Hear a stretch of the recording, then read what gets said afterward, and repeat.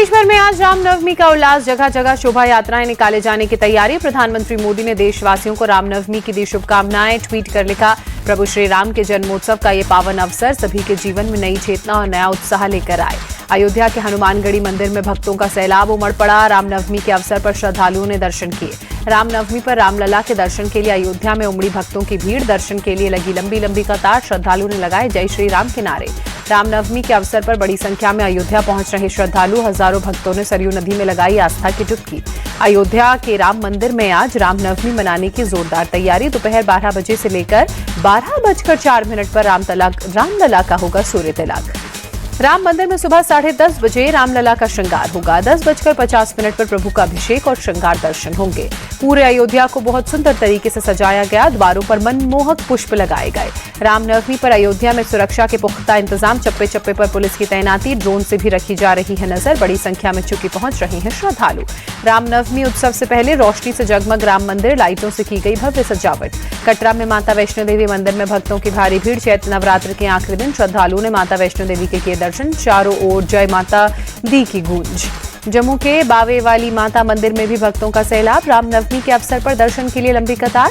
रामनवमी के अवसर पर नागपुर के श्री पद्मोदेश्वरम मंदिर में मंगल आरती का आयोजन। बड़ी संख्या में श्रद्धालु हुए शामिल। रामनवमी पर पश्चिम बंगाल के नंदीग्राम में आज की रखी जाएगी नींव। बीजेपी नेता शुभेंदु अधिकारी रखेंगे नींव। कोलकाता के रामलीला मैदान में रामनवमी की शोभा यात्रा में शामिल शुभेंदु अधिकारी होंगे। पूर्व मेदिनीपुर और भवानीपुर में भी करेंगे पूजा अर्चना। हावड़ा में आज रामनवमी पर अंजनी पुत्र सेना निकालेगी शोभा यात्रा। शर्तों के साथ मिली यात्रा निकालने की इजाजत। शोभा यात्रा में सिर्फ 500 राम भक्त हो सकते हैं शामिल। पुलिस देगी सुरक्षा। मेटल से बना हथियार या लाठी का प्रदर्शन नहीं किया जाएगा। हावड़ा में विश्व हिंदू परिषद भी निकालेगी शोभा यात्रा। इसमें सिर्फ 500 लोगों को मिली इजाजत। रामनवमी के अवसर पर हावड़ा के मंदिरों में श्रद्धालुओं की भीड़। प्रशासन ने सुरक्षा के पुख्ता इंतजाम किए। भारी संख्या में पुलिस बल की तैनाती। कोलकाता की जादवपुर यूनिवर्सिटी में रामनवमी के कार्यक्रम की नहीं दी गई इजाजत। एबीवीपी बिना इजाजत के कर सकता है कार्यक्रम। केंद्रीय मंत्री सुकांता मजूमदार नॉर्थ 24 परगना की शोभा यात्रा में शामिल होंगे। मिथुन चक्रवर्ती भी लेंगे हिस्सा। बीजेपी नेता दिलीप घोष रामनवमी पर निकाली जाने वाली यात्रा में शामिल होगी। कई जगहों से होकर गुजरेगी ये यात्रा। रामनवमी से पहले आसनसोल में बढ़ाई गई सुरक्षा। पुलिस के जवानों ने फ्लैग मार्च किया। दार्जिलिंग में भी बढ़ाई गई सुरक्षा। कई इलाकों में जवानों ने फ्लैग मार्च किया। रामनवमी पर नागपुर में भी जन्मोत्सव शोभा यात्रा की भव्य तैयारी। शोभा यात्रा मार्ग पर 3500 जवान तैनात। ड्रोन से होगी निगरानी। रामनवमी को लेकर रांची में सुरक्षा व्यवस्था चौकस। एसपी सिटी की अगुवाई में पुलिस प्रशासन ने संवेदनशील इलाकों में फ्लैग मार्च निकाला। ड्रोन से की जा रही निगरानी। मध्य प्रदेश की राजधानी भोपाल में हाई अलर्ट। रामनवमी के जुलूस से पहले पुलिस ने फ्लैग मार्च किया। रामनवमी पर रामेश्वरम में पूजा करेंगे पीएम मोदी। तमिलनाडु को 8300 करोड़ की देंगे सौगात। पीएम मोदी आज पंबन ब्रिज का भी लोकार्पण करेंगे। रामेश्वरम को मुख्य भूमि से जोड़ेगा ये नया पंबन रेल ब्रिज। बीजेपी आज अपनी स्थापना दिवस को मनाएगी। पार्टी के राष्ट्रीय अध्यक्ष जेपी नड्डा कार्यकर्ताओं को संबोधित करेंगे। दिल्ली समेत पूरे देश में जगह जगह कार्यक्रमों का आयोजन। गृहमंत्री अमित शाह आज राजस्थान और जम्मू कश्मीर के दौरे पर रहेंगे। कई कार्यक्रमों में शामिल होंगे।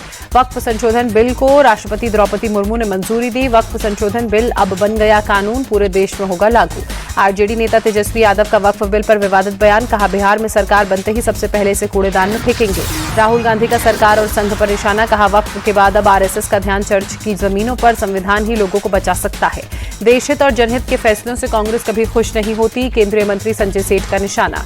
राहुल गांधी के दावे पर बीजेपी सांसद राजकुमार चाहर का पलटवार। बोले, पहले मुसलमानों में भ्रम फैलाया, अब ईसाइयों में फैला रहे हैं भ्रम। ऑल इंडिया उलेमा बोर्ड ने वक्फ संशोधन बिल को खतरनाक बताया। बुनाई हसनी बोल ने कहा, सभी की संपत्तियों पर सरकार की नजर।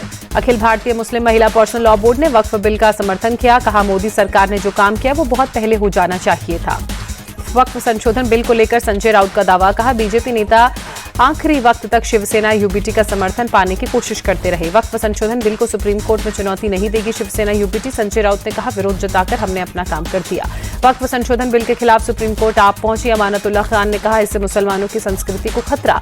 वक्फ संशोधन बिल को सुप्रीम कोर्ट में चुनौती देने पर बिहार के डिप्टी सीएम ने कहा, जो लोग सवाल उठा रहे हैं, क्या उन्हें सदन में बैठने का अधिकार है? बीजेपी सांसद रविशंकर प्रसाद ने वक्फ बिल को पूरी तरह संवैधानिक बताया। कहा, गरीबों, महिलाओं और पसमानदा मुसलमानों को हक मिलेगा। आईपीएल में आज हैदराबाद और गुजरात की टक्कर। शाम 7:30 बजे हैदराबाद के राजीव गांधी स्टेडियम में मुकाबला। आईपीएल में जीत से आगाज के बाद हैदराबाद की बेहद खराब शुरुआत, प्रदर्शन भी अच्छा नहीं। लगातार 3 मैच गंवाकर पॉइंट्स टेबल में सबसे नीचे पहुंची। गुजरात टाइटंस 3 मैचों में 2 जीतकर चौथे नंबर पर काबिज। आईपीएल में दिल्ली कैपिटल्स की जीत की हैट्रिक, चेन्नई को 25 रनों से हराया। पॉइंट्स टेबल में टॉप पर दिल्ली, हार की हैट्रिक के साथ चेन्नई 90 नंबर पर। दिल्ली ने पहले बैटिंग करते हुए 184 रनों का टारगेट दिया। चेन्नई की टीम 20 ओवर में 158 रन ही बना सकी।